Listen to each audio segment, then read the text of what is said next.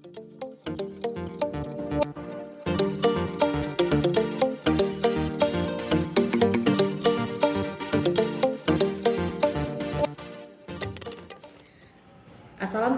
warahmatullahi wabarakatuh. Perkenalkan, saya Sylvia Septiani. Saya adalah dosen pada program studi Diploma 3 Teknik Mesin Politeknik Rafflesia yang ada di Kabupaten Rejang Lebong, Provinsi Bengkulu. Mana bidang keahlian saya adalah kimia. Oleh karena itu, sehari-hari saya mengampu mata kuliah kimia terapan pada program studi Teknik Mesin Politeknik Rafflesia ini. Pada kesempatan kali ini saya akan menjelaskan mengenai mata kuliah yang saya ambil, yaitu mata kuliah kimia terapan dengan kode mata kuliah MDM 105 yang memiliki bobot 2 SKS. Mata kuliah ini adalah mata kuliah yang diberikan pada semester ganjil, lebih tepatnya pada semester 1. Mata kuliah kimia terapan berisi mengenai konsep-konsep dasar ilmu kimia beserta dengan penerapannya dalam bidang teknik mesin, di mana setelah mengikuti mata kuliah ini, mahasiswa diharapkan mampu mengenali berbagai unsur-unsur yang ada dalam sistem produk unsur dan menggabungkannya dalam suatu ikatan kimia. Selain itu, mahasiswa juga diharapkan dapat menuliskan persamaan-persamaan reaksi stoikiometri, mengenali sifat zat padat, sifat zat cair, dan sifat zat gas, serta memahami dan menerapkan konsep pengendalian korosi dalam bidang teknik mesin. Adapun topik-topik yang dibahas dalam mata kuliah kimia terapan yaitu struktur atom, sistem produk unsur, konsep dasar zat, ikatan kimia dalam senyawa, persamaan reaksi dan penyetaraan persamaan reaksi, stoikiometri reaksi pembakaran, termokimia, sel volta dan sel elektrolisis, serta korosi dan upaya pengendaliannya. Sistem pembelajaran yang dilakukan di Politeknik Rafflesia yaitu sistem pembelajaran tatap muka, di mana dalam proses pembelajaran di kelas saya menggunakan teknik DIA, yaitu Delivery, Interaction, and Assessment. Yang pertama, D for Delivery. Dalam proses pembelajaran saya menggunakan metode ceramah, di mana pada awal pembelajaran saya akan memberikan dan menjelaskan materi yang bersumber dari buku-buku dan artikel-artikel yang relevan dengan topik yang sedang dibahas. Dalam proses pembelajaran, saya juga telah mempersiapkan slide presentasi yang saya gunakan untuk menyampaikan materi agar lebih menarik dan mudah dipahami oleh mahasiswa. Penggunaan metode ceramah ini saya terapkan dengan harapan agar mahasiswa dapat memahami dan memperoleh materi secara luas. Pada beberapa topik, saya juga akan memberikan video yang berkaitan erat dengan topik untuk mahasiswa saksikan. Hal ini saya lakukan agar mahasiswa lebih dapat memahami materi atau topik yang sedang dibahas, di mana topik-topik tersebut tidak dapat ditemukan oleh mahasiswa dalam kehidupan sehari-hari. Contohnya, ketika membahas mengenai model atom. Selain menggunakan metode ceramah, saya juga menggunakan metode diskusi. Dengan menggunakan metode diskusi, saya harapkan dapat melatih mahasiswa untuk berpikir kritis dan kreatif. Selain itu, diharapkan mahasiswa dapat meningkatkan keberaniannya untuk mengungkapkan pendapatnya dan mempertahankan argumennya. Dalam penggunaan metode diskusi, mahasiswa akan dibagi dalam kelompok-kelompok kecil yang terdiri dari 3 hingga 5 orang mahasiswa untuk membahas suatu permasalahan. Setelah membahas permasalahan tersebut dalam kelompok-kelompok kecil, mahasiswa akan mempresentasikan hasil kerja kelompoknya di depan kelas untuk dibahas secara bersama-sama. Teknik kedua yaitu I for Interaction. Dalam melakukan kegiatan pembelajaran di kelas, saya selalu berusaha untuk berinteraksi secara maksimal dengan mahasiswa. Saya selalu mendorong mahasiswa untuk memberikan pertanyaan, memberikan pendapatnya, dan menjawab pertanyaan. Hal ini saya lakukan agar komunikasi dalam proses pembelajaran berlangsung dua arah. Saya juga menggunakan beberapa aplikasi untuk meningkatkan semangat mahasiswa seperti menggunakan quizzes dalam kuis mahasiswa. Teknik yang ketiga yaitu A for Assessment. Dalam menilai kemampuan mahasiswa, saya menggunakan sistem bobot penilaian, di mana bobot penilaian tersebut telah disepakati bersama dengan mahasiswa pada awal perkuliahan untuk mata kuliah kimia terapan. Hal ini dilakukan agar mahasiswa dapat mengikuti perkuliahan secara maksimal. Hasil evaluasi akan diinfokan secara transparan dalam Siakat Politeknik Rafflesia.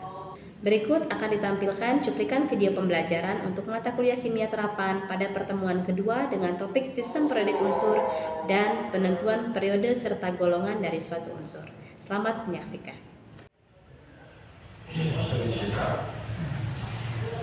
Oke, assalamualaikum warahmatullahi wabarakatuh. Waalaikumsalam warahmatullahi wabarakatuh. Selamat pagi, saya ucapkan kepada yang berlainan agama. Apa kabar semuanya? Baik. Sehat ya? Alhamdulillah, semoga kita bisa mengikuti perkuliahan hari ini hingga selesai. Saya lihat semuanya sudah hadir. Sebelum kita memulai perkuliahan hari ini, ada baiknya kita bersama-sama menundukkan kepala dan mengajak sesuai dengan kepercayaan dan agama kita masing-masing. Berdoa, dipersilakan.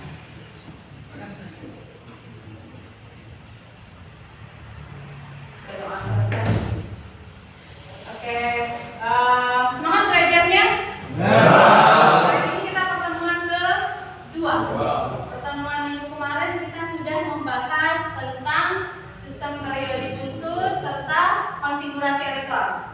Ya, ada yang masih ingat kan ada macam-macam kemarin kita belajar teori atom, kemudian kita belajar tentang konfigurasi elektron. Ingat teori atom ada berapa macam? Ada 5. Siapa yang masih ingat kelima-limanya? Oke, coba Ori, silakan. Teori atom Dalton, teori atom Thomson, teori atom Rutherford, teori atom Bohr, dan teori atom mekanika kuantum. Benar. Ingat ya, kita flashback sebentar bahwa teori atom kemarin ada 5. Yang pertama itu adalah teori atom Dalton, katanya bola pecah. Kemudian ada teori atom Thomson. Kemudian muncul lagi namanya teori atom Rutherford. Kemudian muncul teori atom Niels Bohr. Dan yang terakhir itu muncul namanya teori atom mekanika kuantum. Kemudian minggu kemarin kita juga sempat mempelajari konfigurasi elektron.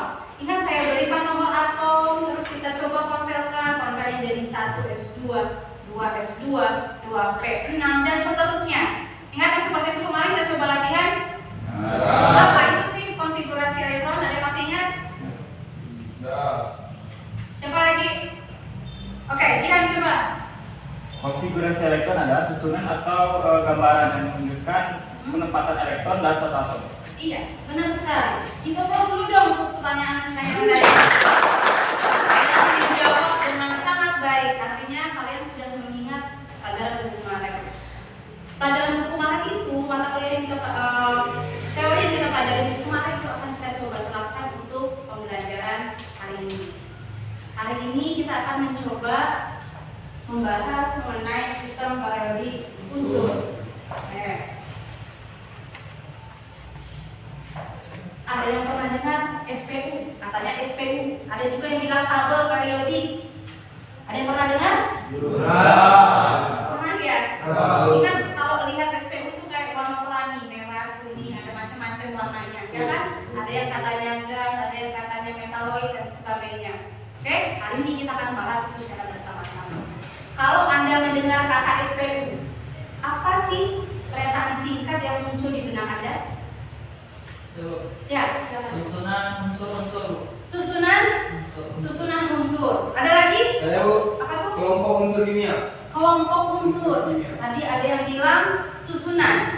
Kalau disusun berarti ada urutannya dong. Ya. Kemudian yang kedua tadi bilangnya apa? Kelompok unsur kimia. Kelompok unsur dikelompokkan berdasarkan apa? Berdasarkan kehidupan Sifat. Jadi secara teorinya sistem periodik unsur itu adalah suatu tabel yang berisi deretan unsur beserta dengan identitasnya yang disusun secara berkala berdasarkan kemiripan sifat dalam bentuk periode dan golongan. Apa sih identitas itu? Di situ ada massa atom relatif atau disingkat dengan AR. Ada nomor atom yang kemarin kalian konverkan yang ada di bawah NA, di sebelah kirinya di bawah ada angka 11, itu nomor atom. Kemudian selain identitas itu yang ketiga ada lagi titik-titik, ada lagi titik lele dan sebagainya. Jadi dalam satu SPU yang kita lihat di sini Ini ada SPU. Ini kan yang kalian lihat SPU itu. Ada yang namanya periode, ada yang namanya golongan tadi. Identitas juga ada. Yang mana identitas? Misalnya nih K19 itu identitasnya. Artinya kalium ini nomor atomnya 19. Kemudian ada AR-nya di sebelah kanan atas. Itu identitas dari suatu atom unsur. Kemudian ada tadi disebutkan bahwa disusun berdasarkan periode dan golongan. Apa itu periode? Apa itu golongan? Golongan itu adalah dari atas ke bawah. Artinya tabel vertikal. H sampai FR. Contoh, yang sebelah kiri dari atas dari warna merah itu hidrogen, ke bawahnya litium, terus natrium, K kalium, Rb rubidium, CS cesium, Fr fransium. Ini adalah golongan 1A. Semua yang saya sebutkan tadi adalah unsur-unsur yang ada di golongan 1A. Kemudian misalnya lagi di golongan 2A, mulai dari Be, ya kan? Ada beryllium, kemudian ada magnesium, ada kalsium, strontium, barium, dan terakhir ada Ra atau radium. Itu adalah unsur-unsur yang ada di golongan 2A. Terus yang ada di periode, tadi yang ini golongan 1A, 2A, 3A, 4A, 5A, 6A, 7A, 8A. Itu untuk golongan utama. Untuk golongan transisi itu ada di tengah dan di bawah. Hari ini kita akan bicara masalah golongan utama terlebih dahulu. Oke, untuk periode, kalau tadi golongan itu lanjut dari atas ke bawah. Terus kalau periode itu dia baris. Contoh, di periode 1 ada hidrogen. Yang mana hidrogen? Yang kiri atas ya. Kemudian ada helium. Yang mana helium? Kanan atas. Artinya di periode 1 hanya ada 2 unsur, yaitu hidrogen dan helium. Periode 2 ada di bawah periode 1. Ada litium, beryllium, boron, karbon, nitrogen, oksigen, fluor, dan neon. Itu ada di periode kedua hingga periode yang terakhir. Paham sampai sini? Kita lanjutkan. Apakah SPU itu langsung ditemukan seperti bentuk yang tadi? Tidak. Ternyata SPU itu mengalami beberapa kali perkembangan. Yang pertama sekali itu adalah SPU-nya Antonius Lavoisier. Lavoisier ini menggolongkan SPU menjadi 2. Ada golongan logam dan non-logam. Hanya ada 2. Kemudian muncul lagi teori namanya de Bruijner, di mana menurut Riade de Bruijner itu mengelompokkan unsur tersebut menurut kemiripan sifat. Kata dia ada 3 unsur yang mirip sifatnya. 3 itulah yang disebut dengan triade. Makanya de Bruijner ini menyatakan teorinya sebagai teori triade de Bruijner. Dari itu akhirnya teorinya triade de Bruijner itu digantikan dengan teori berikutnya namanya teori Octav-Newlands. Newlands menyatakan bahwa kalau unsur-unsur itu disusun menjadi 8 nomor, dari nomor 1 sampai nomor 8 itu katanya sifatnya mirip. Kalau tadi de Bruijner 3, kalau Octav-Newlands itu 8 unsur, katanya mirip seperti itu. Namun ternyata lagi-lagi ada kekurangan dalam buku Octav-Newlands ini. Hingga kemudian muncul Mendeleev. Mendeleev menyatakan bahwa unsur-unsur itu kalau disusun menurut kenaikan AR yang tadi ada di identitas unsur di SPU, katanya kalau itu disusun maka sifat tertentu itu akan berulang secara periode. Ternyata ini mendekati kesempurnaan. Akhirnya muncullah teori SPU yang terakhir namanya yang ditemukan oleh Moseley, di mana Moseley menyatakan bahwa ini loh, ini SPU modern yang kita kenal sekarang itu dinamakan dengan sistem periode unsur panjang atau tabel periode unsur panjang yang disusun berdasarkan kenaikan nomor atom, kemudian juga berdasarkan kemiripan sifatnya, ya. Dan tabel periode modern ini dapat dikatakan sebagai penyempurnaan dari teori sebelumnya, yaitu teori Mendeleev. Jadi Mendeleev tadi sudah menggolongkan banyak kemiripan sifat, kemudian disempurnakan oleh Moseley sehingga muncul tabel periodik baru namanya tabel periodik modern. Itu yang kita kenal Ini bisa dilihat golongan, ada periode golongan. Ini kita lihat di slide yang sebelumnya tadi. Inilah yang disebut dengan SPU model atau SPU tabel unsur panjang. Oke. Coba sekarang ada yang bisa menemukan di mana unsur Na? Sini ya. Na. Sebutkan golongannya. Golongan berapa ini Na? 1A. Periode ke-3. Na ada di golongan 1A periode ketiga. Kita coba kan sekarang bagaimana kalau Na yang ada di golongan 1A periode ketiga itu, kalau kita tahu nomor atomnya tapi nggak tahu tempatnya, maka kita coba menentukan golongan dan periode dari konfigurasi elektron. Oke? Kalau golongan 1A, elektron valensinya adalah 1. Golongan 2A, elektron valensinya adalah 2. Dan seterusnya hingga golongan 8A. Berarti elektron valensi itu akan menunjukkan di mana sih golongannya. Ya, elektron valensi akan menunjukkan di mana golongannya. Kemudian untuk periode itu akan ditunjukkan oleh kulit terluar. Jadi misalnya tadi elektron valensinya ada di kulit 4 misalnya. Berarti itu adalah periode ke-4. Contoh, saya punya atom natrium dengan nomor atom 11. Konfigurasi elektronnya adalah 1s2, 2s2, 2p6 dan 3s1. Oke, kalau dari sini kita bisa melihat bahwa evalnya ada di mana? Elektron valensinya ada di kulit ketiga, yaitu 3s1. Maka evalnya atau elektron valensinya sama dengan 1. 1 ya. Kalau evalnya 1 berarti golongannya 1. Seperti tadi dikatakan bahwa kalau dia berhenti di NS1, maka dia ada di golongan 1. Terus sekarang dia evalnya ada di kulit keberapa? Kulit ke-3. Karena evalnya ada di kulit terluarnya itu adalah kulit ketiga, berarti dia berada di periode ke-3. Artinya, saya simpulkan bahwa kalau kita menentukan golongan diambil dari elektron valensi. Tapi kalau kita menentukan periode itu diambil dari kulit. Oke, kita lanjutkan. Sampai sini ada yang mau tanyakan? Baik mengenai SPU, kemudian mengenai penentuan periode dan golongan dari konfigurasi elektron. Ada yang mau tanyakan? Sudah ngerti? Bu, Ya, silakan Isan. untuk periode itu kita menggunakan kulit paling luar. Ya, kita gunakan kulit paling luar. Misalnya Isan, ada 3D 4S. Kira-kira siapa kulit paling luar? 3D dan 4S. Pasti kulit ke-4.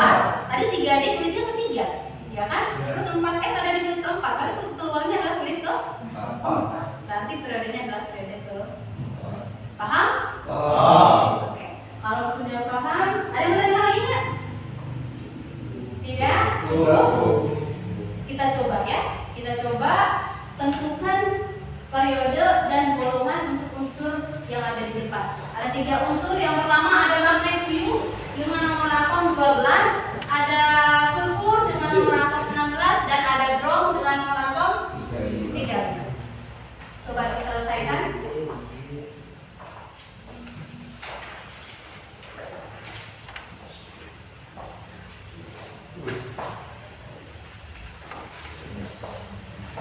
Waktunya 5 menit, selesaikan sendiri-sendiri. Kalau ada yang nggak dipahami boleh ditanya ya.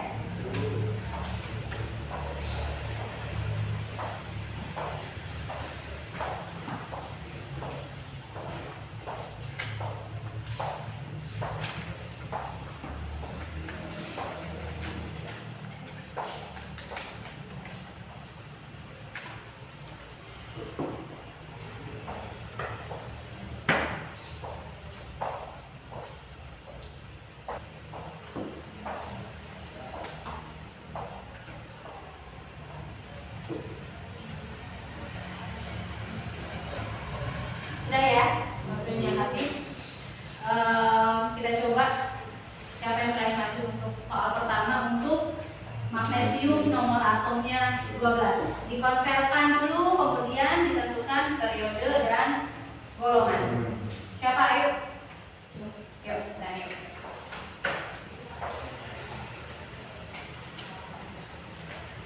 Tampil yang lain melihat sama nggak sih pendapatnya? Hasil kerjanya sama tidak?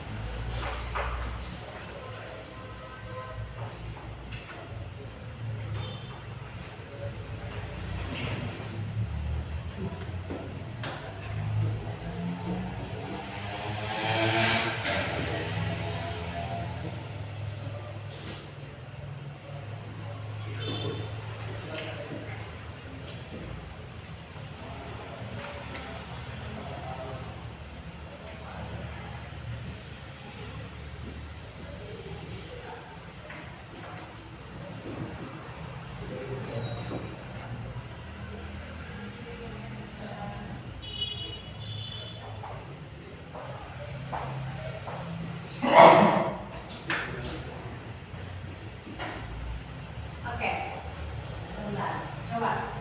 Yang lain sama semua nggak? Ada yang nggak sama? Sama. Ya, coba nanti ini dapat eval 2 dari mana? Kalau untuk evalnya jadi dari sini dulu. Ya, terus tambah di evalnya 2. Jadi untuk golongannya 2A. Golongannya 2A. Semuanya sepakat golongannya 2A? Ya? Kalau untuk kulit terbarunya ini dari sini.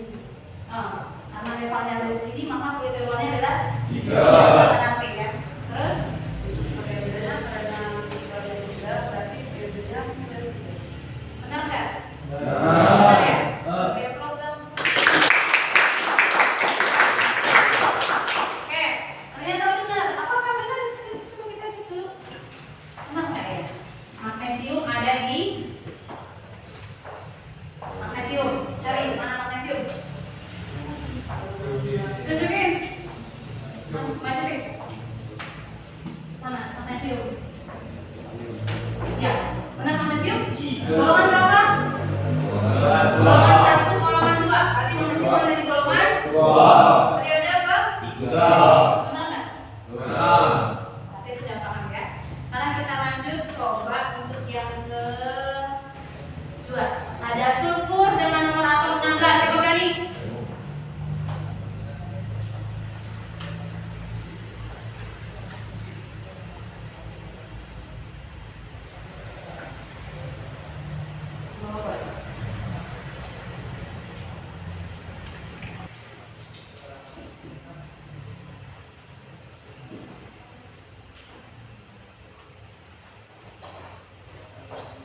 Oke, terima kasih.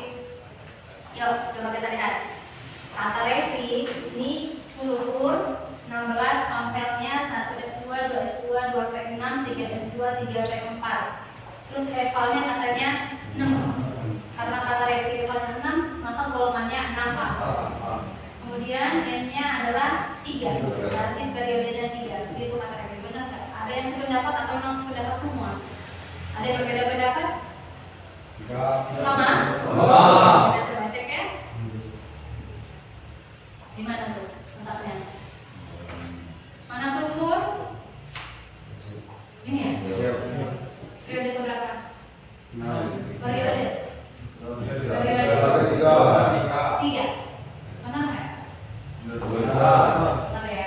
Terus golongannya katanya? Benar nggak? 1, 2, 3.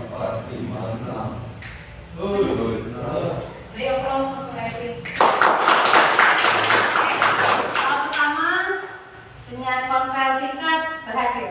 Soal kedua dengan konvel menengah berhasil. Kita coba untuk soal ketiga. Agak panjang ya. Drop nomor atom 35. Siapa yang berani? Ya, berani. Di sini bisa.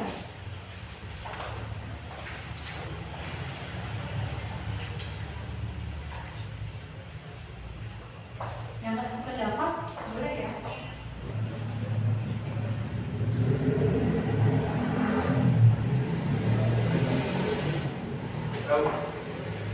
Makasih ya. Ya, coba kita sama-sama. Kata Ferry, Bro, nomor atom 35, konvernya 1S2, 2S2, 2P6, 3S2, 3P6, 4S2, 3S2, 4P 5. Kata Ferry, Evanya berapa, Fer? 7. Berarti ada di golongan 7 kan. Terus N-nya atau kulit terluarnya kata Ferry ada di kulit ke? Periode ke? Kita coba cek. Tahu nggak ya? Mana Bro? Coba cari mana Bro? Mana Bro? Di bawah CL. Di bawah? CL. Di bawah plot. Nih ya. Nih. Ini BN Bro. Nomor atomnya 35. Coba lihat. Benar nggak golongan 7? Itu balik 2. Golongan 7. Tuh, 1. Terus periodenya ada di periode ke? Coba cek. 1, 2, 3, 4. ada yang sama atau ada yang beda? Saya beda Bu. Beda. Itu yang N-nya itu bukan yang besar. Yang besar itu natrium. Benar. Ada kesalahannya di mana? Sedikit saja kesalahannya. Penulisan kulit atau bilangan kuantum pertama itu tidak boleh dengan huruf besar. Jadi N besar ini adalah menambah unsur. Kalau menyatakan bahwa itu adalah bilangan kuantum utama atau kulit terluarnya atau N, itu disimbolkan dengan huruf N. Catatan ya. Di penulisan sedikit saja bisa ada kesalahan makna.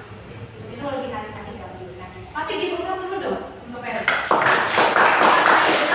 Golongannya benar, tadi beratnya sedikit salah tadi ketika menuliskan lambang untuk kulit terluar. Oke. Soal 1 bisa, soal 2 bisa, soal 3 bisa. Saya rasa sudah menguasai ya, sudah paham ya apa yang kita belajar hari ini. Untuk itu coba siapa yang bisa menyimpulkan apa sih yang sudah kita pelajari hari ini. Poin utamanya tadi adalah tentang SPU. Terus kita juga tadi belajar tentang melakukan golongan dan periode golongan teman-teman ya. Coba siapa yang bisa menyimpulkan dari teori kita? Saya Bu. Ya. Ini kesimpulan saya Bu. Ya, Kredit unsur adalah suatu tabel yang berisi deretan unsur-unsur yang disusun secara berkala berdasarkan kemiripan sifat dalam bentuk periode dan golongan. Iya, bahwa susunan kredit unsur itu sebenarnya adalah isinya itu adalah unsur-unsur yang digolongkan atau diurutkan atau disusun berdasarkan kemiripan sifat, kenaikan nomor atom, terus ada jangan lupa ada periode dan ada golongan. Terus apa lagi nih kalau sudah bicara tentang periode dan golongan, apa lagi yang bisa disebutkan nih? Periode golongan apa yang bisa disimpulkan tentang periode dan golongan? Menurut saya golongan ditentukan dari elektron valensi, Ya. sedangkan periode ditentukan dari kulit yang terluar. Benar sekali, bahwa golongan itu bisa ditentukan dari melihat berapa sih elektrovalensinya, dan periode itu dilihat dari di mana letak ekval tadi atau berhenti di kulit terluar yang berapa sih, itu namanya periode. Jadi dalam satu SPU itu ada unsurnya, ada identitas unsur, kemudian ada periode dan ada golongan. Kalau menentukan periode kita menggunakan kulit terluar, kalau menggunakan golongan kita menggunakan elektron valensi. Oke, untuk minggu depan pertemuan selanjutnya, pertemuan ketiga kita akan membahas mengenai yang pertama sejumlah unsur untuk golongan transisi. Terus kita juga akan membahas mengenai sifat-sifat keperiodikan. Jadi boleh dibaca-baca dulu di rumah, cari artikel yang relevan dengan materi tersebut boleh, cari buku-buku boleh untuk dibaca terlebih dahulu sebelum nanti minggu depan akan kita bahas topik secara bersama-sama. Oke, kalau tidak ada lagi yang mau ditanyakan, saya rasa pertemuan hari ini cukup. Saya tutup sekian, sampai berjumpa di pertemuan ketiga, pertemuan selanjutnya minggu depan. Terima kasih atas perhatiannya. Assalamualaikum warahmatullahi wabarakatuh. Waalaikumsalam warahmatullahi wabarakatuh. Demikian pemaparan singkat saya mengenai pernyataan diri dosen dalam unjuk kerja Tridharma Perguruan Tinggi atau PDD UKT-PT pada bidang pengajaran. Akhir kata saya ucapkan terima kasih dan wassalamualaikum warahmatullahi wabarakatuh.